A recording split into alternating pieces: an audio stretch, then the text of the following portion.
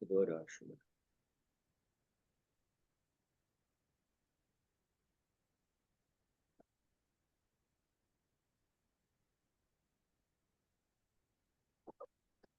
Agora sim. Então, boa noite, gente. Obrigado, Paula, pela disponibilidade de tempo de conversar com a gente. Só apresentar a Paula para vocês, os alunos. A Paula foi minha orientanda de doutorado na La Salle, defendeu a tese esse ano, né? Uma tese que foi muito elogiada na banca, não apenas pelo conteúdo, mas também pela metodologia que empregou, pelos achados que conseguiu levantar. Como vocês vão ver, e até isso foi uma das questões que eu pedi para a Paula, contar um pouco do trajeto de pesquisa, das dificuldades e como, dentro de uma nuvem de incertezas de dados, a gente conseguiu produzir, né, dados bem interessantes, né, embora saibamos também das limitações desses próprios dados, né, e a Paula, no doutorado, deu sequência, o que é algo que a gente sempre comenta também, que é uma das melhores estratégias do pesquisador, dar sequência no doutorado das pesquisas do mestrado, porque já vem com uma bagagem, né, de uma carga de leitura, sobretudo a densificação do marco teórico já está o marco teórico já está amadurecido, né? Então a Paula ela faz o mestrado na Uniriter em Porto Alegre com a Carmen Campos que é uma das grandes criminólogas feministas no Brasil. Tem, para mim, o principal livro de criminologia feminista é o dela. Temos outros, mas esse Criminologias Feministas dela é uma referência. Está publicado, a tese está publicada aqui pela Lumen Iuris, aqui do Rio, e depois a Paula foi para La Salle, daí a gente trabalhou, né, deu sequência. Na realidade, o recorte dentro da tese, o recorte teórico não é só a teoria feminista, mas a teoria queer também.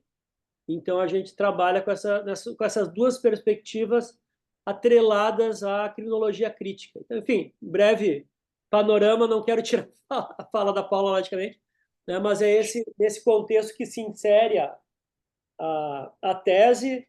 E, bom, a gente encaminhou já, né, alguns capítulos da tese para análise de vocês. Então, Paula, obrigado muitíssimo. Vou te colocar de host aqui para poder compartilhar. Só te lembrando daí que, eventualmente, alguém pode entrar, né? E daí tu vai ter que ficar ligada para... Mas aí qualquer coisa eu te ligo, te aviso também. Tá, gente? Se algum colega, porventura, for entrar e não estiver conseguindo, avisa aqui, e daí, porque a Paula provavelmente vai apresentar os dados, e daí o chamado do convite fica oculto. Então é isso. Obrigadão mesmo, novamente. Bom, eu que agradeço, né, também o convite do professor Sala, né, sempre muito gentil. E, né, como o Sala já fez as apresentações, né, hoje eu ainda sigo pesquisando, né, pelo grupo de ciências criminais da FND com o professor Sala. Se tudo der certo e a gente tiver aeroporto em breve, né, nessa cidade, pretendo também, né, me aplicar para seguir pesquisando no pós-doutorado com o professor Sala. E eu vou trazer para vocês alguns pontos, assim, né, dessa trajetória e também tanto da dissertação quanto da tese, né, para dialogar com vocês. Só vou compartilhar a tela aqui, deixa eu botar a tela cheia. Tá. Estão vendo a tela normal? Perfeito. Tá. Bom. Então, né, eu fiz essa fala, né, com alguns recortes. Primeiro, né, de um recorte teórico, para saber, né, do que a gente está falando, quando está falando de teoria crítica feminista e dessas intersecções, né, vão se construindo com a criminologia crítica. É sempre, né, sempre é bom lembrar que a criminologia feminista, ela vem, né, ela herda essa construção teórica dos movimentos feministas, que são, né, que iniciam as discussões em outras áreas, não, né, não nas ciências criminais, mas na sociologia, na antropologia, em outras áreas das ciências sociais. Então é uma discussão que já vem ganhando corpo, né, há um bom tempo, né, no final da década de 60. No Brasil, essa discussão ela entra, né, com mais força, né? Início da década de 70, década de 80, né? Dá para se dizer que a gente tem as primeiras conquistas dos movimentos feministas, como, né, a primeira delegacia da mulher é da década de 80. Algumas legislações, né, que vão sendo elaboradas e que vão, né, garantindo direitos como a questão, né, o direito ao divórcio, revogações de outros, né, de outros tipos penais, né, como o adultério mais para frente. Então, todas essas conquistas elas foram capitaneadas pelos movimentos feministas. Né, eu dividi esse primeiro recorte dessa teoria crítica feminista em 3 pontos, né? Que é basicamente como também a Karen vai dividir isso lá na tese dela, né? O primeiro recorte que ela vai dizer, né, são as teorias feministas marxistas, né, de raiz marxista, em que a discussão ela está ligada à exploração, né, ao não, né, ao trabalho não remunerado, ao tempo de vida que as mulheres dedicam, né, para trabalhos domésticos e que isso, o quanto isso impacta, né, nas relações econômicas e sociais delas, né? E isso é uma discussão que a gente ainda segue tendo, por exemplo, trabalho de cuidado, né, não é um trabalho que é remunerado, é uma discussão que ainda, né, que vem de lá e ainda não, ainda tem vários desdobramentos. Né, há também as relações de patriarcado e gênero que vão estar presentes, não vão atravessar todos os estudos, os estudos que têm alguma, né, vertente feminista. A ideia, né, do patriarcado como a ideia do pacto masculino para a opressão feminina e que isso vai sustentar economicamente também, né, a engrenagem da sociedade, economicamente, né, pensando na economia doméstica, porque acrela, né, a necessidade da mulher, né, de não ter uma renda e com isso, né, se mantém as relações de opressão e também nas divisões sexuais do trabalho, né, daquilo que a gente entende como trabalho de homem e trabalho de mulher. E essa questão das divisões sexuais do trabalho é algo isso aparece de certa forma, né, na minha pesquisa também de algum ponto, porque o meu recorte de pesquisa, né, é sobre mulheres trans, violência, né, às mulheres trans. Isso na dissertação, né, eu peguei algumas pesquisas que demonstram que mulheres trans, né, após né, a sua transição, se elas tinham uma renda, né, ativa, economicamente ativas, essa renda ela cai muito ou ela acaba sendo inexistente. Ao passo que homens trans, a sua renda aumenta e aumenta também significativamente. Então, né, a gente tem dados e evidências que nos mostram que essa divisão sexual do trabalho ela ainda segue presente. E também dentro desse primeiro recorte, né, essa desconstrução das universalizações, da ideia de uma categoria única de mulheres ou uma categoria única de feminismo, né? Então a gente fala, por isso que a gente fala em criminologias feministas ou em teorias feministas, movimentos feministas, porque, né, dentro há divisões e essas divisões muitas vezes, né, com matrizes teóricas diferentes e também acabam conflitando em alguns interesses em alguns pontos. Então, né, esse primeiro recorte é para, né, trazer esses lembretes. Assim. O segundo recorte é a relação, então, que vai se estabelecer da teoria feminista com o direito. Né? Como que esses estudos em gênero e sexualidade, eles vão impactar, né, no direito. Então, a incorporação da categoria gênero ao direito, que vem, né, das demandas dos movimentos feministas e né, de juristas feministas, que fazem, né, toda uma construção política, né, para se consiga elaborar projetos de leis e aprovar leis que visem, né, garantir os interesses e tentar, né, de certa forma, aumentar as políticas públicas de proteção e prevenção à violência contra as mulheres, né? Isso foi isso que se buscou. Claro, a gente pode discutir, né, mais para frente se isso foi efetivo ou não, mas a construção, né, legislativa foi com esse objetivo. Também acho que o que é aquele que talvez seja o principal ponto, né, para a discussão, que é o debate sobre o uso do direito penal, né, justamente nessa construção de legislações que busquem nomear as violências que são né, perpetuadas, né, aos corpos femininos, feminilizados, a deslocar essa violência né, do âmbito doméstico para também entender essa violência como uma violência, né, no sentido macro, no sentido amplo. Isso eu acho que é um dos, né, o Salo vai trazer isso no curso de criminologia, né, como uma das grandes rupturas que o movimento feminista vai trazer para a criminologia, que é justamente esse deslocamento né, de entender que o agressor, ele não está só na rua, ele não é só aquela pessoa que tem um estereótipo, né, de marginalização, mas também o agressor é uma pessoa que está dentro do âmbito doméstico, inclusive nos crimes mais violentos, né, como o feminicídio, como o estupro e outros crimes sexuais.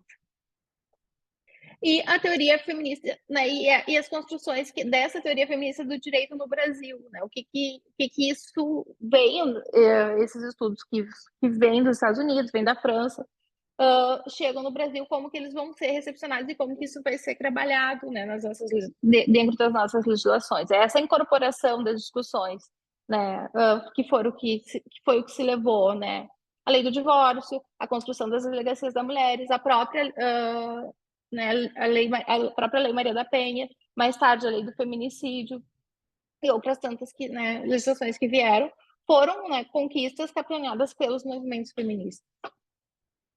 E o terceiro, então, recorte, né? O terceiro recorte é essa relação, então, criminologia crítica e criminologia feminista, né? Se a gente pudesse, né, pensando assim no que se é um ponto comum entre as duas, né? A gente pode dizer que essa intersecção entre a criminologia crítica e a criminologia feminista é que ambas, né, possuem, né, uma crítica ao positivismo, então, né, são antipositivistas. E, né, o principal ponto de tensão entre as duas é essa discussão político-criminal sobre o uso estratégico ou não do direito penal na tutela dos direitos das mulheres. Basicamente, essa foi essa discussão. E, bom, o professor Saulo tem um texto com a professora Carmen já de muito tempo, que eles fazem essa discussão, né, em relação ao uso estratégico. Agora, recentemente, também a gente tem um outro texto que foi publicado no IBCCRI, que fala, né, sobre o que a gente chama de os tipos penais nominativos ou adjetivados, porque o que está falando é né, de nomear condutas que já eram criminalizadas e que já existiam. Não está falando em criar novos tipos penais, né? Apenas nomear aquelas condutas para convocar elas à existência. Por exemplo, o feminicídio ele já era um homicídio e já era qualificado. Ele só passa a ter um nome específico. Né? O projeto de lei, quando se mandou, né, quando o comitê Maria da Penha e as outras organizações feministas mandaram o anteprojeto de lei do feminicídio para o Congresso, não previa nenhum aumento de pena, por exemplo. Né?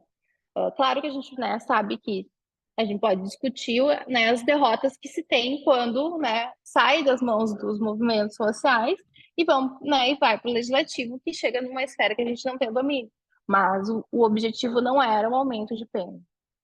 Então, feito, né, tipo, esse primeiro recorte, agora eu falo, né, da onde que eu parto, né? Por que eu trouxe tudo isso, né, para vocês também entenderem onde que eu estou me situando. Então, o caminho que eu tracei para chegar, né, da dissertação à tese foi aquilo que me incomodou. Né? E quando eu digo aquilo que me incomodou é o que, né, quando eu olho a pesquisa, quando eu olho os dados ou a ausência deles, começa a me angustia realmente, né? A minha pesquisa no mestrado, ela foi o transfeminicídio, pensando na necessidade ou não da criação de uma qualificadora específica para nomear essas mortes, né? Então, por isso que eu digo ali, da onde é que eu parto? Eu parto do fim, né? Da ideia de que já tem uma pessoa morta e que essa pessoa ela não existe, porque esse dado ele não é registrado. Esse dado ele não é registrado. E eu digo isso, que ele não é registrado, porque, bom, eu comecei a ver esse problema, porque na época, logo que eu iniciei no mestrado, eu vi uma notícia de jornal de uma mulher trans que foi assassinada em contexto de violência doméstica no interior do Rio Grande do Sul, na cidade de São Borja. Essa manchete circulou no jornal de maior, né, circulação aqui do estado. E desse caso eu escrevi um artigo, né, que foi para o Congresso de Pesquisa Empírica em Direito, para o EPED, e eu analisei 2 casos. Esse caso, que era o caso da Thalia, e o caso da Dandara, que também era um outro caso, né, de uma travesti que foi morta em uma situação, né, que foi sistematicamente, né, violentado, e um corpo que ficou exposto. Então, o termo transfeminicídio, né, ele é cunhado pela Berenice Bento, e ela traz algumas características para nomear essas mortes dessa forma. E uma das características é a espetacularização da morte, ou seja, né, esse corpo ele é alvo de várias violências, né? Não é apenas um tiro, é uma sucessão de violências que acabam na morte. E os 2 casos tinham essa característica. Além disso, né, dava para entender que eles eram motivados pelo gênero e também por sexualidade. Algo que também ela chama, né, que ela vai dizer que é uma inércia do Estado, o que nos 2 casos também me parece que de fato existiu. Que, por exemplo, o caso da Dandara, que circulou, né, o mundo inteiro, o vídeo, né, dela sendo morta. A motivação que chega aos autos, né, e é o que estava no processo, de que seria por pequenos furtos ali na região. E no caso da Thalia, desde o início da investigação até o processo, né, não se nega essa relação entre a vítima e o agressor. Mas em nenhum momento se investiga ou se processa esse caso por uma perspectiva de gênero.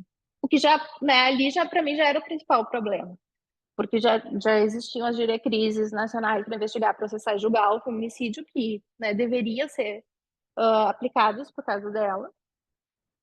Mas eu tentei, na época, contato com o delegado, não quis me atender. Eu consegui contato com o advogado do réu, foi a pessoa que conversou comigo um pouco sobre o caso. E o que eu tive acesso das decisões, em nenhum momento inclusive as decisões se referiam a ela, tanto no caso da Thalia quanto no caso da Andara, se referiam a ela, né, negando a identidade, com um nome ainda masculino. Então, isso tudo foi me incomodando muito e eu disse, bom, né, a gente tem um problema que é, há um discurso que é proferido, né, sistematicamente de que o Brasil é o país que mais mata travestis no mundo. Aí eu vou, né, buscar, então, qual é o dado, onde é que está esse dado e comparar, né, o que sustenta essa afirmação. Então, eu chego na ANCRA, que é a Associação Nacional dos Travestis Transsexuais do Brasil. A ANCRA produz um documento desde 2017. Esse documento, ele é publicado sempre em janeiro, então com o dado do ano anterior, e ele traz dados, só que são dados, né? Se a gente for pensar num universo, né, comparado a homicídios e a feminicídios, é nada, porque a média dos dados da ANCRA, depois eu vou contar para vocês, é de ser 150, 170 assassinatos por ano. Então, eu olhando isso, eu digo, bom, como que eu vou dizer que o Brasil é o país que mais mata, né, com esse número? Isso para mim já era um problema. Mas eu não consegui nenhuma outra documentação. Tem uma outra ONG que monitora, né, mundialmente esses assassinatos, que é a Transgender Europe, só que ela também utiliza os dados da ANCA. E antes de 2017, utilizava os dados do Grupo Gay da Bahia. E também tinha um recorte precário. E aí eu disse, bom, mas como é que se consegue esses dados? E aí a dificuldade que eu já enfrentei desde o mestrado, né? Que eu falo que era um caderno, né? O dado era conseguido por meio de um caderno. Porque aí a ANCRA, né, ela depende de outros travestis noticiarem essas mortes ou fazer o que eu fiz na minha dissertação. entrar no Google, bota no, né, ir lá pesquisar travesti morta e ir olhando. Olha no Google para buscar em jornais, né, de circulação. Nas redes sociais tem uma página, tinha uma página no Facebook que elas informavam, né, tem um corpo esperando ser reconhecido no IML em tal cidade. E também se tentava, então, fazer uma movimentação para, né, que aquele corpo também não fosse enterrado como indigente, né, quando era de alguma travesti. E tinha vários depoimentos nessa página, né, nesse sentido, que a família se negava a reconhecer e muitas vezes elas acabavam sendo enterradas como indigentes. E, obviamente, né, não respeitando o gênero no registro do órgão. Então, né, isso é o que me incomodou e é por isso que eu digo que eu parto do fim, né, que o fim é a morte delas. Então, para eu também então enfrentar esse problema, né? Se a qualificadora do feminicídio era suficiente para abranger as mortes das mulheres transexuais e travestis. E a conclusão que eu chego na dissertação é de que ela não é suficiente. E ela não é suficiente porque quando eu estou falando de transfeminicídio, eu não estou falando de homicídio, que ocorre, né, por várias questões, seja, né, por um contexto social, seja pela letalidade policial, seja, né, por várias outras questões. E eu também não estou falando de feminicídio, em que essas mortes têm um padrão muito diferente das mortes das mulheres trans. Né? A espetacularização dos corpos não é um padrão, né, constante nos feminicídios, pode acontecer, mas não é a regra. As mortes de mulheres transexuais, elas ocorrem muitas vezes em ambiente público e em horários, né, inclusive durante o dia, horários que seriam normais, assim, né, de uma pessoa que está circulando na rua. Também, a ANCRA aponta, mas eu não consegui verificar isso, né, com dados, pela ausência deles, é de que 90% das travestis transexuais mortas possuíam como principal ou única ocupação o trabalho sexual. Então, há uma ausência, há uma inércia do Estado, porque eu não tenho nenhuma forma de registrar isso.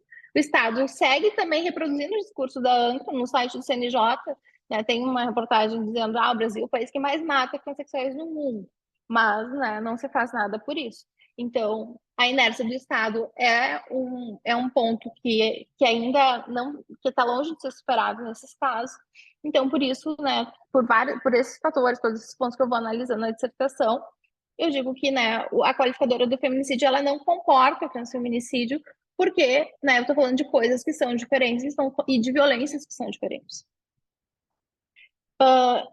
Bom, aí da dissertação, então eu vou para a tese. Né? Eu já tenho essa resposta de que tá, o transfeminicídio é uma outra coisa e a qualificadora do feminicídio não me serve. Também eu tenho, né, esses achados de que tal, o Estado não tá, né, ele repete um discurso, né, das organizações de sociedade civil e mas não faz nada para, né, ou pelo menos verificar a dimensão real desse problema, ou pelo menos alguma estratégia de tentar enfrentar e reduzir, né, esse número de violência. Então, na tese, né, o problema que eu busco enfrentar é se era possível, né, classificar o transfeminicídio como um crime de Estado numa forma de genocídio, na ideia do que o Zaffaroni vai falar de genocídios por gotejamento, né, de mortes que são constantes, ininterruptas e que o Estado segue inerte em relação a elas. E aí, um dos pontos que isso, né, eu trago, inclusive na introdução da tese, é que eu disse, bom, eu não posso chegar no final dessa tese e seguir dizendo que o Brasil é o país que mais mata e não tem um dado, né, que sustente minimamente essa afirmação. Aí o primeiro passo que a gente fez, bom, vamos buscar, né, ainda se eu soubesse a resposta, vamos buscar nos órgãos oficiais. Então, eu mandei via o portal da transparência, né, a Lei de Acesso à Informação, um pedido de informações sobre quantas travestis e transexuais foram mortas no estado do Rio Grande do Sul no período de 2017 a 2022. 2017, porque é o primeiro ano que a ANTRA produz o dado do dossiê, né? E 2022, porque foi o início ali, já tinha eu defendi a minha dissertação em 21, né? E iniciei também o doutorado em 21. Então, tinha meio ano ali do mestrado, do doutorado. Mas a gente mandou isso para a Secretaria de Segurança Pública, né? E veio a resposta da Secretaria de Segurança Pública de que esse dado não existia e que ele era impossível de ser obtido, né? Não com essas palavras, mas basicamente com isso, porque eles não tinham, né, marcadores que pudessem, né, de identidade de gênero quando há o registro da ocorrência. E eu acho que e também é importante dizer que quando eu faço esse pedido, o Rio Grande do Sul já tem uma secretaria, já tem uma delegacia especializada em, né, grupos vulneráveis. Já existem essas delegacias em algumas cidades. Mesmo assim, o Estado não tem essa informação. Também vou para o Ministério da Justiça para ver o levantamento, né, do número de mortes, feminicídio e homicídio. E também não tem um recorte. Aí, um dia, conversando com uma colega, eu descubro que, bom, na saúde tem uma possibilidade de eu conseguir esse dado. E como que é pelas notificações, que em tese devem ser compulsórias, de violências interpessoais e autoprovocadas, ou seja, a pessoa, né, foi agredida, sofreu alguma violência, e ela vai para atendimento. Né? Pensando que, bom, a pessoa foi para atendimento médico, né, por um pronto atendimento que seja, ela está numa situação que realmente ela vai precisar, né, de atendimento, ou seja, está machucado.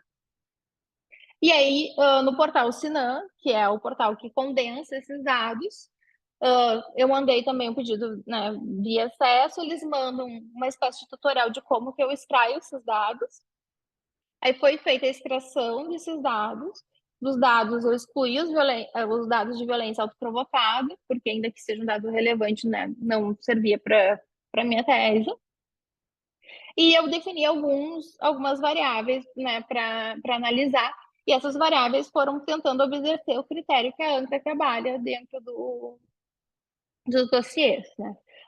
O recorte, né, de idade dessas vítimas, o tipo de violência, e a forma como essa violência foi cometida, se foi com arma de fogo, arma branca, tudo isso, essa informação tem.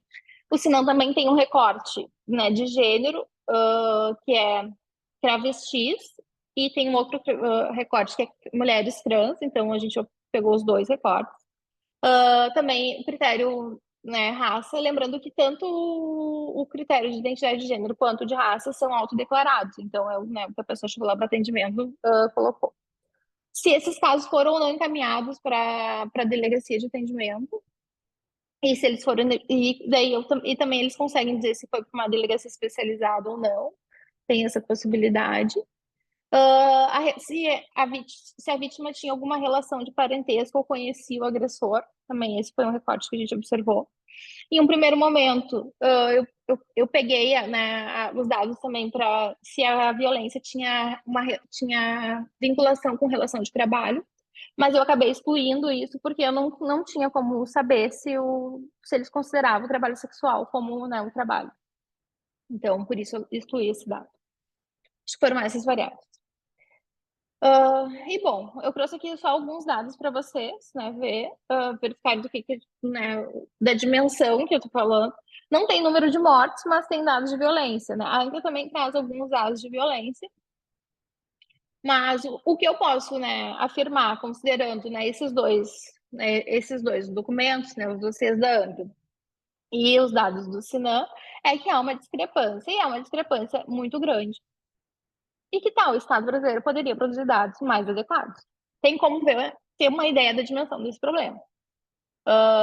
O número de violências que o Sinan reporta em relação ao número de mortes, número de violência da ANCA, ele é 200 vezes mais, basicamente. Né? Então, vocês veem que o número de mortes da ANCA de 2017 a 2022, né, o maior número que eles têm é de 2017, são 179, e depois o segundo maior é em 2020, que é num contexto de pandemia, né? Primeiro ano da pandemia. Elas seguiram, né, morrendo mais. E ele cai um pouco lá em 2022. Em relação aos dados do Sinan, né, na pandemia, ali em 2020, ele dá uma reduzida.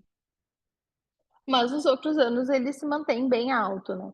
E o número é expressivo, claro. Eu sei que tem uma cifra oculta aqui considerável, porque depende, né, que as pessoas tenham sido agredidas e tenham ido, né, para atendimento. Depende que a pessoa que atendeu lá, de fato, né, cumpriu o que a portaria determina e fez o registro, que a gente sabe que também pode não acontecer.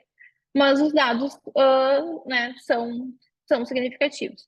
E aí aqui alguns dos achados que eu tive, né, em relação, né, à pesquisa. Os 5 maiores estados também com maior número de registros de violências, né, do portal. São Paulo, Minas Gerais, Rio de Janeiro, Paraná e Rio Grande do Sul. Né, num primeiro momento, eu achei que poderia ser, né, esse número poderia não ser um número absoluto, considerando que, né, eu tenho aí, dentre esses estados, 2 estados que são os mais populosos do país, mas quando aparece Rio Grande do Sul e Santa Catarina, eles se mantém no quinto, né, entre os 5 maiores, né, estados com número de violência. Eu posso, né, inferir que está considerando o número total da população, esse dado. O que também dá para se dizer que, né, em relação ao Rio Grande do Sul, o Rio Grande do Sul mascara bem os dados, porque no dado da ANTRA, né, é 1 a 2 pessoas por ano, quando aparece, né, e no Sinam ele se mantém, né, desse período de 5 anos como o quinto estado que mais violenta mulheres trans. Também, outros achados importantes é que a maior parte dessas violências em relação ao tipo, né, de violência são físicas e sexuais. A maioria das vítimas, né, se identifica como negro ou parda.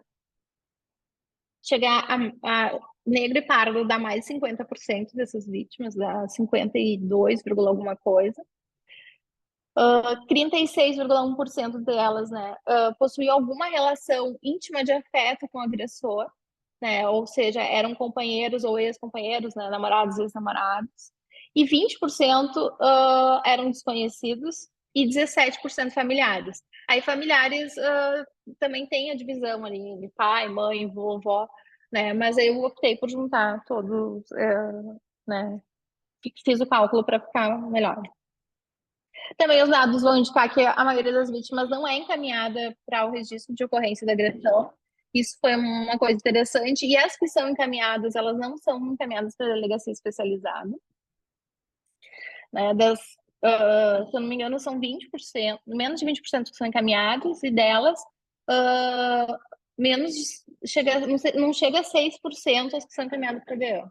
Ou seja, até né, no atendimento há um desconhecimento, né, ou né,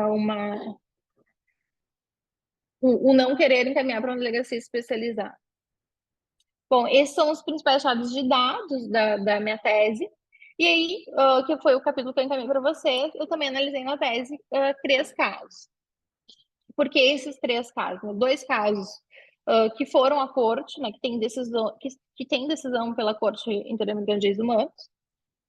O primeiro caso, que é o caso Juárez e outras versus México, que é o caso paradigma para o feminicídio, né, a partir do julgamento desse caso, é que o termo feminicídio é incorporado às legislações de todos os países da América Latina, à exceção do Haiti, é o único país que ainda não tem uma legislação, seja ela, né, considerando uma legislação autônoma ou um tipo penal específico ou um tipo, né, ou uma qualificadora. Não, é o único país que não tem, todos os demais têm algum, né, prevêem o feminicídio, e o termo feminicídio passa a ser incorporado às legislações a partir desse julgamento. É a primeira vez que a corte também utiliza o termo feminicídio, né, e vai delinear esse termo, né, como a morte intencional de mulheres por razão do gênero, né, também tem como uma das características que é comum ao caso das mulheres trans, que é a inércia do Estado, ou seja, o Estado demora muito tempo para investigar essas mortes. E no caso Juárez também a espetacularização dessas mortes, né? Que é essa violência exponenciada, que também a corte vai trazer no caso como, né, a ideia de uma violência exemplar, né, de deixar esses corpos, né, à mostra como se fosse, né, a Rita Segato vai dizer que é a expressão do horror nos corpos femininos. Então, por isso a escolha desse caso. O outro caso que foi analisado é o caso Vicky Hernandes versus Honduras, que é um caso interessante, importante para análise, porque é a primeira vez que a corte reconhece, né, a morte de uma mulher trans como um feminicídio, e um feminicídio cometido por agentes de Estado. No caso do Vicky Hernandes, ela era uma ativista de direitos humanos das pessoas LGBTs, que é morta em um contexto de guerra civil em Honduras por agentes de Estado, né? Aí nessa foto é a mãe da Vicky Hernandes, né? Com a foto dela. A família tentou acessar, né, a investigação para, né, saber como é que estava ocorrendo o caso, como que eles demoraram muito tempo para ajuizar, né, para denunciar a morte. A investigação, né, foi atravancada, então também a corte reconhece, né, que o Estado nega o acesso à justiça à família dessa vítima e que também, né, tenta proteger os seus agentes né, no não processar e não julgar adequadamente o caso da Vicky Hernandes. Então, por isso a escolha desse caso. Esse julgamento é recente, acho que ele é de 2021. E o outro caso, que é o caso, né, de um presídio de Minas Gerais, que é o presídio de São Joaquim de Bicas, né? Aliás, esse caso foi a Lari que encontrou, né, essa ação civil pública. A gente já escreveu um artigo sobre ela, mas escreveu outro ainda. E esse caso eu utilizei, né, para tratar a omissão do Estado em relação a essas mortes. E a omissão do Estado, né, a conduta omissiva dos agentes. Porque esse caso é o seguinte, né, é um presídio que tem uma ala, né, LGBT, em que começam a ocorrer suicídios. Né? Quando se propõe ação civil pública, tinha 9 suicídios. Né? 9 pessoas, né, suicidadas ali. E olhando a ação civil pública, vem para os autos, né, toda a documentação da equipe médica, da direção, das notificações da direção do hospital por parte da equipe médica, né, laudos da psiquiatra, né, psicólogos dizendo, eles não podem ter, né, fulano não pode ter acesso à medicação, né, tem risco de suicídio, fulano não pode ter acesso à medicação. E aí o fulano, né, é encontrado, né, se suicida com 56 comprimidos, né. Outro caso que tá, né, que esse depoimento está também na ação civil pública, né, de outra pessoa dentro dessa galeria que diz, né, diz pro carcereiro, eu vou me matar. E aí o carcereiro olha e diz, então tu te mata depois das 7, porque às 5 horas terminou meu plantão, e 7 horas eu vou estar em casa jantando com a minha família, enquanto que o corpo vai ser, né, vai ser recolhido. Também tem um outro caso né, de um detento ali que tá convulsionando durante a madrugada, né? Os companheiros de cela chamam o carcereiro, né? E fala, né? Ele tá morrendo. E aí os carcereiros, né? Veem a cena e dizem, não, ele vai ter que se levantar pra gente sair daí. Ou seja, a pessoa tá ali convulsionando, o carcereiro quer que ele, né, levante e saia para ir para atendimento. E aí, claro, ele morre, né, nessa noite. Então, são vários casos. No final, né, no decorrer do processo, vão correndo mais suicídios, e mais suicídios chegam a 28 suicídios. Tá? Até o momento que a gente analisou o processo, eram 28 suicídios. E, né, com esse padrão, né, de ter aviso, né, dos médicos, né, informarem, de ser repetidos, né, situações de acesso a medicamento mesmo não podendo. Então, esse caso, né, a gente traz para discussão dessa conduta, né, de o Estado tendo, né, o dever, né, de garantir essa vida, tendo, né, o carcereiro também, né, esse dever, em razão da sua função, tendo conhecimento do risco, né, dessa morte, deixa morrer, né? Então, claro que a discussão que a gente traz é, né, pensando numa discussão da criminologia, né, com a dogmática penal. né? Qual é a resposta que o Estado dá, né, para essa morte, né? É um suicídio ou, né, a gente poderia considerar um caso de homicídios e crianças feminicídios por omissão. E, bom, a resposta, né, simplificando muito, a resposta que a gente chega, né, dá na tese é que, bom, a resposta da dogmática penal, né, tradicional, essa dogmática penal que a gente, né, machista, transfóbica, que mantém vários estereótipos, né, dentro da sua produção, né, a resposta é que, bom, seriam, né, suicídios por indução, no máximo. Né, mas pensando na crítica criminológica, é que a gente poderia pensar que esses casos, né, podem ser considerados, né, homicídios transfeminicídios pela omissão, né, justamente por esses pontos que a gente levantou e por esses elementos que os autos nos trazem. Bom, basicamente é isso, né? Essa discussão aí nesse último capítulo, né? O outro capítulo foi o capítulo dos dados. Deixa eu aqui parar o compartilhamento. Eu parei? Eu recuperei o... Ah, tá. Caiu. Então, tá. Essa é a discussão, então, né, da tese, né? Acho que é os principais pontos da tese, assim. E, bom, né, estou à disposição para a gente conversar. Maravilha, Paula. Brigadão. Antes de abrir, eu só quero fazer alguns comentários. Enfim, eu e a Paula, a gente já conversou muito sobre a tese, logicamente. São comentários que ela já conhece, mas mais para a percepção aqui dentro do debate em sala de aula, né, que é esse momento didático, né, das aulas do mestrado e do doutorado. Né? Começar pela questão dos dados, né? Até para vocês verem como o percurso da pesquisa, né, para quem trabalha com dados,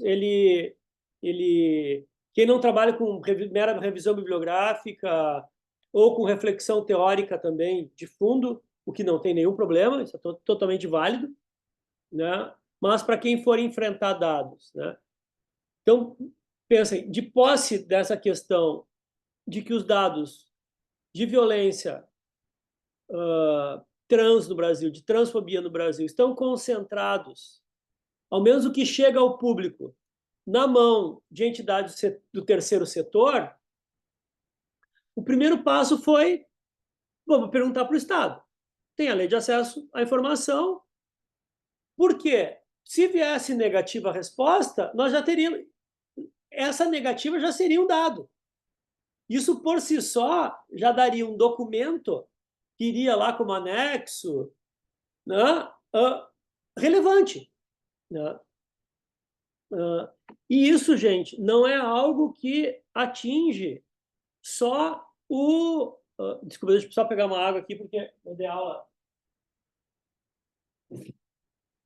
de tarde, foi agregando desidratado. Não é um dado que atinge só a questão trans. Né? Grande parte dos grupos vulneráveis no Brasil, os dados de violência são dados, agora no sentido fornecidos, não pelo Estado. E daí, o exemplo que eu menciono para vocês é quando a gente foi fazer, eu, Davi Góes e a Valéria Vaz, trabalhamos dados de violência contra a população indígena no Brasil. Nós pegamos, é um artigo que foi publicado no British Journal of Criminology, a gente trabalhou em cima dos dados do CIMI, a Comissão Indígena Missionária, tá? que é uma, não sei se é esse o nome, mas é CIMI, né? Não sei se é comitê, enfim, que são os dados que muitas vezes o próprio Estado se utiliza para informar, mas que é uma organização vinculada, olha só, à igreja, né? missionário, né, e que recebe, na realidade, como a ANTRA, assim como antigamente o Grupo Gay da Bahia fazia, recebe a informação de forma muito desconexa, né, de vários lugares do país e, como a Paula fez na metodologia do caderninho, anota no caderninho e no final do ano faz um relatório. Mas é um relatório que, assim, a consistência do dado ela é muito frágil. Tanto que a gente apresenta o artigo para o British Journal e a primeira pergunta que eles nos fazem, né, no Double Blind Review é: sim, mas o que é CIMI? Qual a validade desses dados apresentados pelo CIMI? E aquilo, só para vocês terem uma ideia, né, porque é um periódico, é um dos principais periódicos de criminologia do mundo, tem revisores, né, o nível da revisão ela é altamente, a exigência é extremamente alta, né? Eu fiz, e daí isso ficou concentrado em mim, porque, né, eu estava dando os dados, né, até porque o Davi e a Valéria não são brasileiros. Eu escrevi um memorando de 20 páginas validando os dados, que eu demorei quase 6 meses. Porque daí, o que eu fiz? Eu ia em cada registro, e daí, lógico, sou advogado, entrava no banco de dados dos tribunais para bater a informação pelo nome do réu, mostrar o processo, mostrar a fase que o processo está, se já foi condenado ou não, isso de todos os dados de 4 anos que o CIMI informou.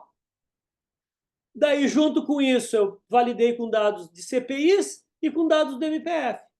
E lá no final eu disse, olha, não fecha, os números não vão fechar, logicamente. Agora, para, sei lá, 90%, eu tenho esse arquivo, até a gente ficou daí não rolou, de fazer um artigo para publicar no Brasil só sobre validação de dados de ONGs. Né? Então, para vocês verem, e daí o achado da Paula de ir para os dados da saúde para botar na tese, olha a diferença dos dados que ela apresenta para os dados da ANTRA, que muitas vezes o Estado brasileiro utiliza os dados da ANTRA para fazer, é muito superior. Só isso já seria a tese. Porque tem uma metodologia inovadora lá que só isso já justificava a tese. Tanto é que foi um dos pontos altos que a banca elogiou, e quando a gente estava numa questão de tempo, enfim, até a Paula queria mais tempo para sofisticar a análise teórica, estava naquela tensão pré-banca que todos vocês vão passar, né? E uma das coisas que eu disse para ela é o seguinte: Paula, mesmo se tivesse a parte teórica falha, o que não está, só essa questão metodológica já te dá uma tese, né? Então, isso serve para a questão indígena, serve para a questão de violência contra criança e adolescente, né? Mas, sobretudo, né, para pessoas trans e questão indígena, que talvez sejam os dados menos sofisticados. Por quê? Sobretudo na questão trans. Né? E também isso vai aparecer na questão indígena e, de certa forma, atinge a população negra por essa zona cinzenta que é a classificação entre pardo, não pardo e preto, né? Porque muitas vezes se depende não só da boa vontade de quem está fazendo o registro, né? Normalmente as pessoas não se autodeclaram, né? E no caso da população trans, porque não tem, e essa foi a discussão que a gente fez, da vantagem dos tipos penais nominativos, desse artigo que a gente publicou no IBCCRIM agora esse ano, da vantagem de ter um tipo penal que identifica, né? Que no caso é um tipo penal de punitividade zero, porque não traz aumento nenhum de pena. Mas é um tipo penal que, dentro da lógica da burocracia do Estado, agora as delegacias vão ter um campo lá, né? Trans. E só esse campo de marcar trans vai gerar dados que depois para as políticas públicas, né, se criam políticas públicas e se priorizam políticas públicas exatamente pelo volume de violência que determinados grupos sofrem em relação a outros ou não. Né? Então, essa foi uma uma das questões assim, né, interessantes, e quem vai, de alguma forma, flertar com dados, é interessante ler essa parte metodológica da tese também. E esse artigo que eu posso... O artigo Catarina, tá no meu ResearchGate. O título do artigo é Método e Objeto... Eita, nos crimes de ódio no Brasil, alguma coisa assim, né? Eu acho que é o objeto método, mas é isso aí. Objeto e método. ah, ah, Inclusive, eu mexi depois, logo no final, né, que estava redundante na criminalização dos crimes de ódio. Eu tirei o criminalização, então por isso que eu não. Mas tá no ResearchGate, né? Esse é o último nosso.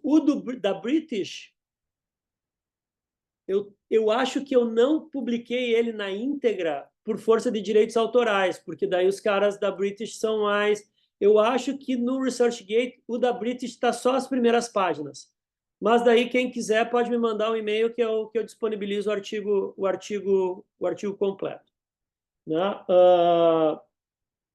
Bom, então esse é um dos pontos. O outro ponto, né, e daí enganchando com essa questão da criminalização com zero de punitividade, né, e que a gente nominou lá no IBCCRIM como tipos penais nominativos. E aqui só um detalhe que, que entra quase, isso seria quase folclórico dentro do debate da nossa, dentro do debate epistemológico que a gente está travando desde o início do semestre, né, do que é criminologia, do que é direito penal, o que faz o modelo integrado, né? Quando a gente manda, daí o nosso artigo é meu, da Paula e da Renata, uma outra professora lá hoje coordenadora da La Salle. A gente manda para o IBCCRIM na seção de direito penal.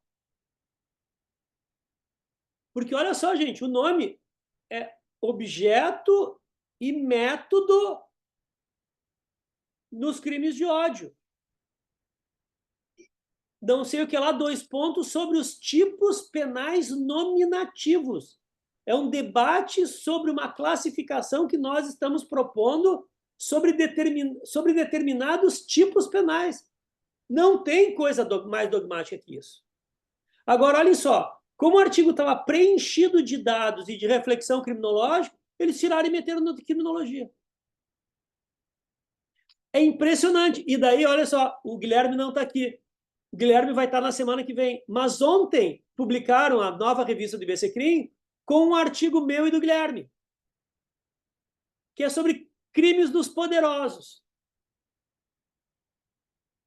Corrupção, sobre a corrupção na saúde, aqui no Rio de Janeiro, que é um artigo derivado da tese dele.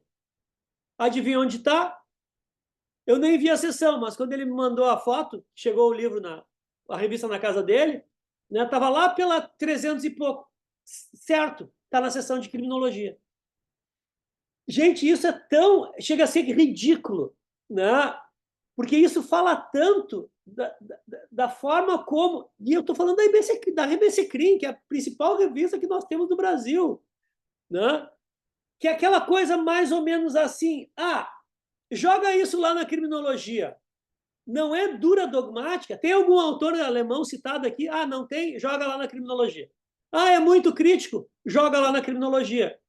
Por quê? Porque sequer consegue compreender um objeto jurídico enfrentado a partir de um olhar criminológico, né? Então, vejam como isso... Fala, Catarina. Só para aproveitar o timing, né? Aproveitando que vocês comentaram sobre esse artigo, que eu não li, né? Descobri agora que tem, mas eu me interessei muito por essa proposta, né? Como vocês pensam em propor uma classificação, que eu não vou chamar de dogmática, né? Porque vocês constroem ela a partir de dados empíricos, mas uma classificação com impacto na dogmática, a ponto de nomear, olha, tipos penais nominativos. E aí, a minha pergunta pode me revelar mais uma minha ignorância do que, de fato, uma pergunta boa, mas talvez só para estimular o debate, uma dúvida que me ocorreu, eu não consegui ler todo o capítulo que você enviou, porque meu dia hoje virou de cabeça para baixo, mas eu li alguns trechos e me chamou muito a atenção uns trechos em que você utiliza o verbo reconhecer, né? Você dá reconhecer que é transfeminicídio, reconhecer que é feminicídio, enfim, usar os termos como eles de fato vêm a nomear o que acontece é importante para reconhecer. E eu entendo o significado de reconhecer dentro do que me parece ser o quadro teórico, pelo sumário, enfim, pela sua explicação, pelas colocações do Saulo, mas eu me pergunto, a um nível judicial, e aqui estou falando a partir da minha área, para também tentar pensar isso num âmbito processual, decisional e probatório, que também pode ser muito interessante, o verbo reconhecer me causa uma certa oscilação, porque eu penso assim, o que interessa a eles? É uma pergunta honesta mesmo, para estimular o debate. O que interessa é uma possibilidade de classificação que possa vir a descrever aquilo que você, de fato, conseguiu construir em termos de dados, e aí você considera que a importância de dar esse nome é uma importância conceitual, na verdade, muito mais que classificatória, uma importância conceitual, que você chama de transfeminicídio, é de fato um homicídio que acontece em relação a uma vítima muito específica, em contextos muito específicos, demonstrando motivações e toda uma conjuntura muito específica que vem toda de uma análise feminista, crítica, enfim, com todas as interseções que o trabalho tem. Mas o verbo reconhecer, me parece que quando eu olhei eu pensei, mas será que usar como reconhecer nominativo não traz uma ideia de que quando, por exemplo, num processo, o juiz venha a dizer, não, de fato, a pessoa que foi morta é um caso de transfeminicídio, se quando a gente pensa em reconhecer, a gente não está pensando, bom, o juiz está constituindo essa realidade. Não sei se faz sentido o que eu estou querendo dizer para vocês, para estimular o debate, porque uma coisa é a gente pensar que a gente está tentando conceituar algo que já está colocado, a gente está tentando descrever aquilo. Outra coisa é pensar se é o direito que precisa constituir aquilo enquanto uma afirmação fática.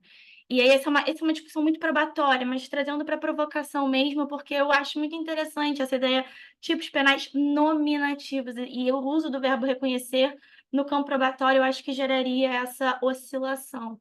E aí, só para chutar a bola e começar a estimular o pessoal a comentar também do que acho que podem provocar eles, né? Tá, ok. Deixa eu... Paula, reserva aí para responder, enquanto daí eu só terminar as minhas observações aqui. Bom, então tem essa questão em relação aos dados, né? A outra questão que eu ia referir é dessa relação que há entre movimentos sociais e matrizes teóricas. Isso é típico, né? Típico dos modelos críticos a partir da década de 60. A gente vai ver alinhados, né, ao braço teórico um braço de movimento social, né, que é aquilo que eu, em determinado momento, chamei de criminologia da praxis. Né? Então, teoria queer, movimento feminista, teoria feminista, movimento anticarcerário, criminologia crítica, movimento antimanicomial, antipsiquiatria. Né? E daí, linkando com a outra questão que para mim é relevante também, e que isso vai aparecer no artigo e na tese, é relacionado, né, à tentativa que a gente fez dessa discussão, que já é tentativa em alguns outros trabalhos também, que é de fugir de uma valoração eminentemente moral dado pela categoria esquerda punitiva. Esse foi um dos efeitos. Né? Porque o texto da Maria Lúcia Caran já é um texto antigo, é da primeira metade da década de 90, e isso ingressou na fala dos operadores do direito, sobretudo, e nem só, eu diria, nem muito dos criminólogos críticos, mas mais dos liberais, né? Como uma forma de interditar o debate.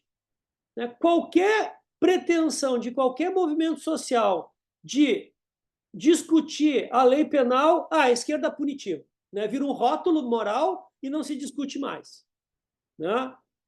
Isso em algumas associações e institutos de advogados, advogadas e advogades que eu faço parte, é muito comum. Qualquer coisa, a esquerda punitiva, e simplesmente não se discute mais. Né?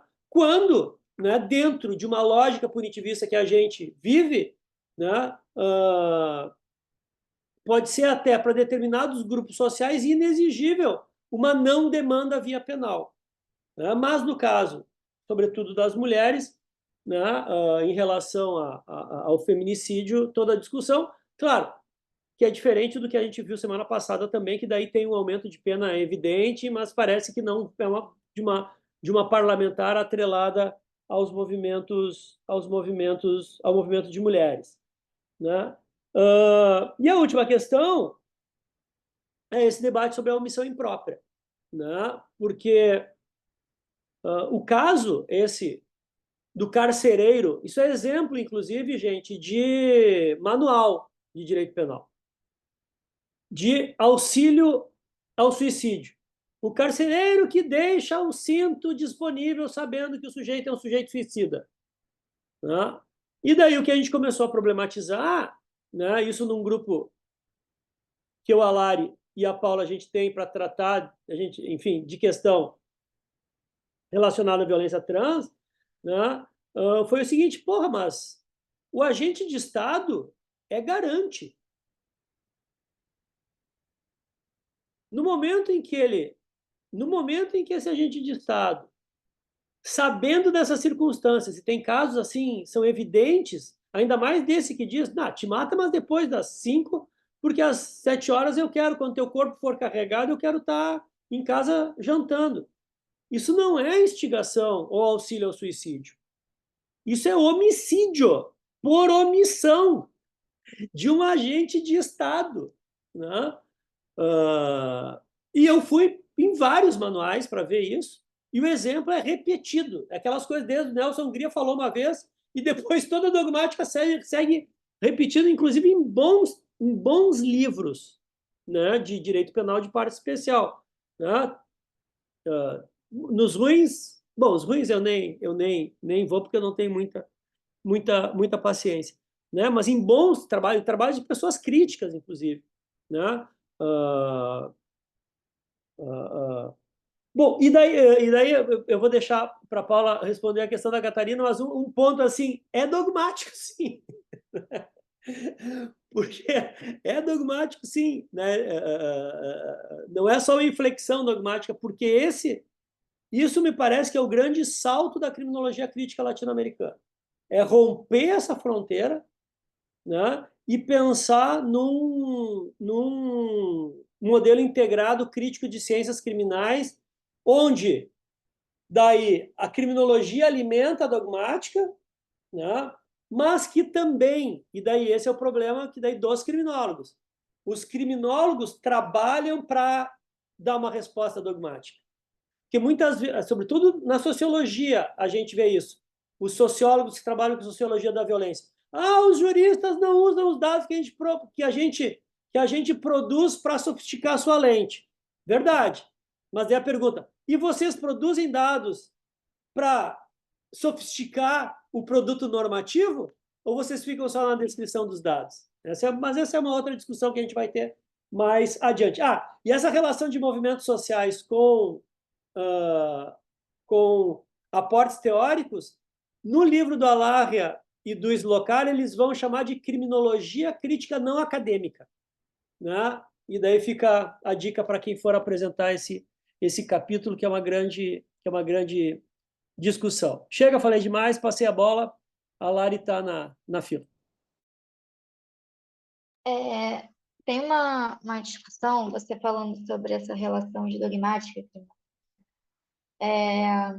Logo no meu início da graduação, eu fiz uma pesquisa. Eu entrei na graduação em 2015, logo quando foi promulgada a lei do feminicídio.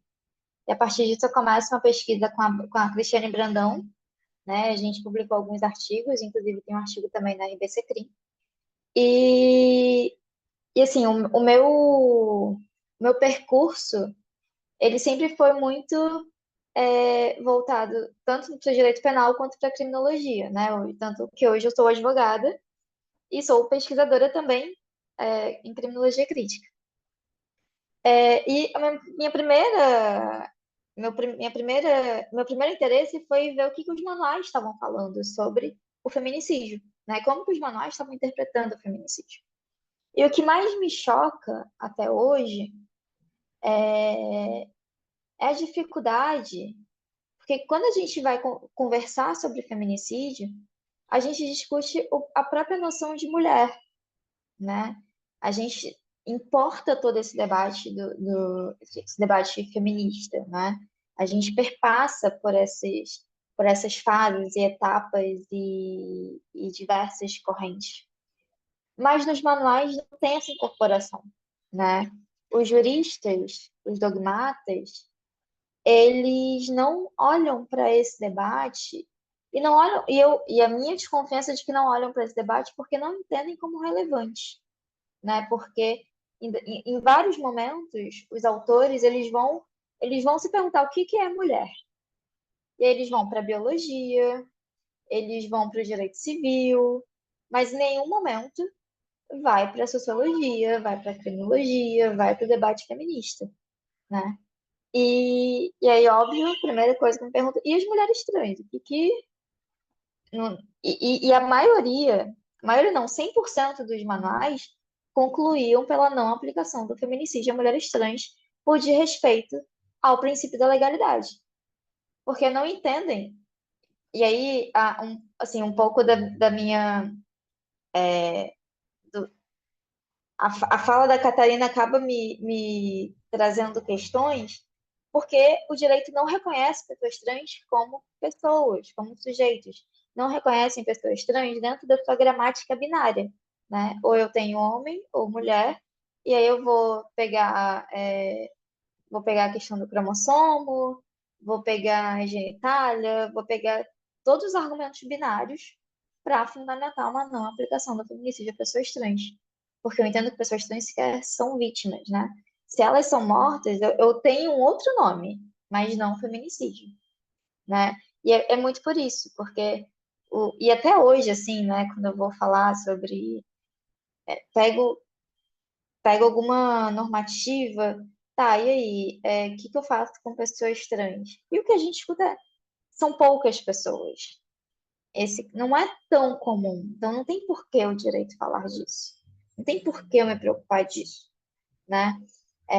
E aí, assim, um ponto que eu sempre bato ainda que tenha uma pessoa, o direito vai ter que se ver com isso, né? Vai ter que e é muito decorrente disso, assim, né? Do que o direito entende como sujeito, do que o direito entende como relevante, principalmente o direito penal e a dogmática, né? E aí também acaba deixando passar debates riquíssimos e construções riquíssimas, porque vão para além da sua gramática binária.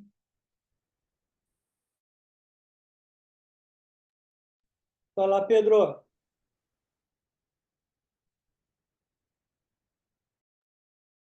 Então, aproveitando esse debate sobre reconhecimento ou não, eu queria fazer uma pergunta para Paulo, em relação ao uso desse termo corpo para se referir a essas pessoas. É muito comum a gente, assim, nesses debates, inclusive da própria militância, dos próprios movimentos, as pessoas se referirem a o corpo trans, o corpo trans, o corpo trans. Mas a mim isso me soa, eu não estou dizendo que eles estão fazendo isso propositalmente, pelo amor de Deus, mas assim, há um processo de dessubstancialização dessas pessoas trans, justamente por isso tudo que Catarina e Larissa acabaram de escrever.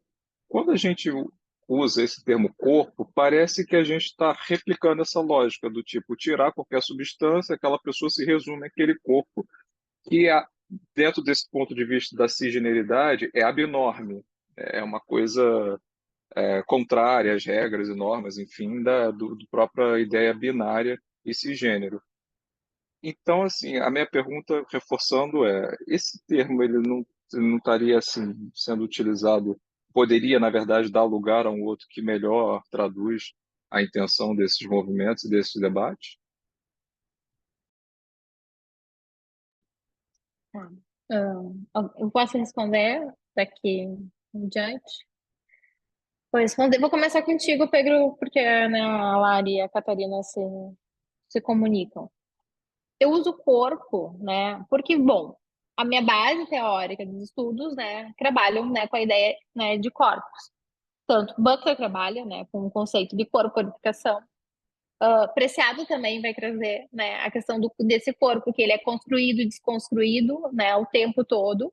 A própria, né, Segado, ainda que ela não, a gente possa pensar, né, em relação às mulheres trans, possa ter, né, uma dificuldade aí de encaixar, mas quando está falando de violência, ela está falando, né, de violência que é direcionada a um determinado corpo.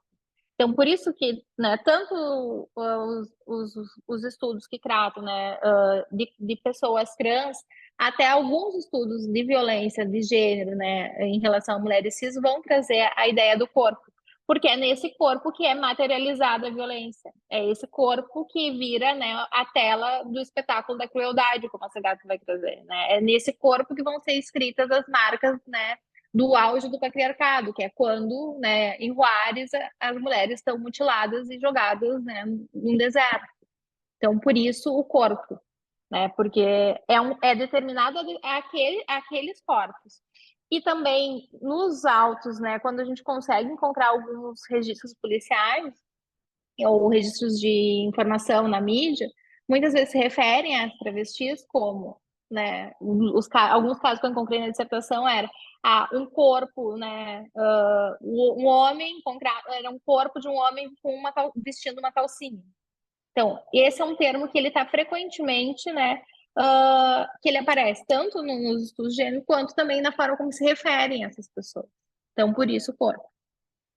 É que é esse corpo que a gente vai dizer que é um corpo, como a Lari estava falando, que ele acaba sendo objeto, né? Na ideia de que, bom, é um corpo que ele não deve pertencer àquela sociedade, ele é jogado constantemente, né, para um espaço do não lugar. Então, acho que é isso. Bom, a Catarina, quando eu uso reconhecer, na ideia de nomear e de trazer, né, de convocar para a realidade. Porque, bom, no próprio no manual, esse manual de direito penal com perspectiva de gênero, quando a gente trabalha, né, o texto que fala do feminicídio e do transfeminicídio, que eu escrevo com a Carmen, esse capítulo, a gente diz isso, que o transfeminicídio ele está à margem do direito. Então, óbvio que hoje numa decisão eu não posso, não, né, o direito não permite, não, né, o critério normativo não permite a aplicação dessa categoria porque ela é inexistente. Por isso que lá na dissertação eu digo, bom, eu estou falando de criar, né, uma qualificadora específica para nomear essa morte. Hoje o que eu poderia utilizar é o feminicídio, que é o que o critério, né, normativo me permite. E é o que também, né, na ideia lá das diretrizes, se permitiria utilizar, né, o feminicídio. Quando eu fiz a dissertação, a gente tinha um caso no Brasil inteiro que aplicou a qualificadora do feminicídio a uma mulher trans, que era um caso do Distrito Federal. Né? Hoje já tem alguns outros mais espalhados, assim, mas acho que não deve chegar a 10. Se for juntar bem, de 2021 para cá, não tem 10 casos, né, que aplicaram, né, o feminicídio a uma mulher trans. Então, quando eu digo de reconhecer, é justamente isso, é reconhecer que isso é um crime de gênero, né, que é motivado por uma violência que ela é da ordem de gênero, né, que tem uma ligação direta com essas, né, com o espaço que a mulher pode ou não ocupar nesse lugar, né, com essa discussão, né, da ruptura, né, e aí pensando na cronologia queer, né, convocando tipo a pensar, né, que não necessariamente a ordem né, deve ser binária, né, de mulher, não mulher, porque é essa discussão que o direito faz, né? O que é mulher com o direito penal? Isso eu trouxe na dissertação, que é o grande problema, como a análise dos manuais, né? Então se mulher tá lá, é condição de mulher, e se vocês forem olhar né, os rascunhos, os documentos do anteprojeto da lei, era por motivos de gênero, e tá riscado, assim, tem um X em cima de gênero escrito mulher, por ser mulher. Né? Então, o anteprojeto de lei, né, trazia a palavra gênero. Né? O riscar e trazer ele mulher, bom, aí eu também já tenho, né, uma determinação que ela é política. Né, e que não é embasada né, em nenhum conhecimento, né, jurídico científico. Ali sim é uma escolha, né, por excluir pessoas. E é uma escolha que é documentada e pública. Então, por isso, reconhecer. Maravilha. Alguma questão mais, gente? angústias, problemas? Só um ponto sobre o anteprojeto, que a forma como foi riscada, né, até tem uma agressividade, é um traço bem forte, né? A gente também acessou, a gente viu esse anteprojeto quando a gente fez a pesquisa lá em 2015, e isso ficou marcante, assim, né? Como já naquela época tinha esse incômodo com a palavra gênero, que é esse incômodo ele diz muito, né? Ele é político também. Maravilha. Só para dar sequência nos debates de violência de gênero, uh, ontem eu estava, ontem de noite eu estava revendo com a Mari, por força de umas aulas que a gente vai dar no Uruguai sobre vitimologia, é o tema, e tem toda uma discussão, né, também uma vitimologia positivista, que compreende uma vítima nata, só transporta Lombroso, né, para Von Henting, né, toda a ideia da vitimização, de uma criminologia, de uma vitimologia que se pretende ser crítica e depois uma vitimologia crítica. Enfim, a gente está preparando as aulas e daí eu lembrei de um, de um TED Talk, que é um encontro de um casal, né, ele, homem, que violou, né, sexualmente a vítima. E a gente reviu, né? E eu tinha assistido logo quando foi publicado, quando saiu essa é um TED Talk, uh, e me marcou muito e eu lembrei daquilo a gente foi assistir ontem e realmente é algo bastante marcante. Então a ideia é fazer um debate, daí um debate mesmo, né? Sobre esse ver o vídeo junto, que é um vídeo curto, de 20 minutos, não mais do que isso, é bem estilo TED mesmo, e depois fazer a discussão, né? Eventualmente convidar alguém, pensei em alguém vinculado com a justiça restaurativa, talvez, para dar algumas pistas legais de como proceder o debate, mas daí a ideia é fazer um evento paralelo e daí já estão todos e todas convidadas para esse debate, né? Porque tenho certeza que vai render bastante elementos para gente discutir. Lembrando, né, que semana que vem é o Guilherme, vai falar sobre crimes dos poderosos e nova crítica criminológica, né, também mesmo modelo, né, ainda virtual, e daí sim, daqui a 15 dias, daí nós nos reencontramos na UERJ, fisicamente. Eu estou indo para lá agora, para dar aula na graduação, primeira aula após confusão, ontem não, os professores nesse horário não conseguiram dar aula, porque teve, os alunos invadiram as salas, eu vou lá ver o que eu vou encontrar, né? Então estou saindo do escritório para ir para a UERJ agora, mas daqui a 15 dias acredito que já estaremos em condições normais de temperatura e pressão para poder a Eu gente. dei duas aulas no estágio lá, uma ontem às 17 horas e uma hoje na parte da manhã, pelo estágio do doutorado. Tranquilo, não tem nada, nenhuma alteração, não. Só não encontrei o professor Nilo. O professor Nilo ia dar uma aula hoje de manhã, ele não compareceu, só isso. Não, pelo que eu entendi, ele ia dar aula online hoje, ainda. Ah, tá. O professor Nilo deu aula Online. hoje online, Online. mas Mas ele falou que semana que vem deve dar presencial. perfeito. Mas não, o problema ontem aconteceu nos horários mais de final da noite, que é exatamente o horário que eu vou dar aula hoje. Mas daí qualquer coisa eu os aviso, né? Mas acho que as coisas já estão mais calmas. Qualquer coisa, o senhor usa a técnica do Datena, a É, caderologia. Se junta aos ocupantes. eu estou mais Melhor. esse mérito porque eu sou professor e estou em estágio probatório ainda.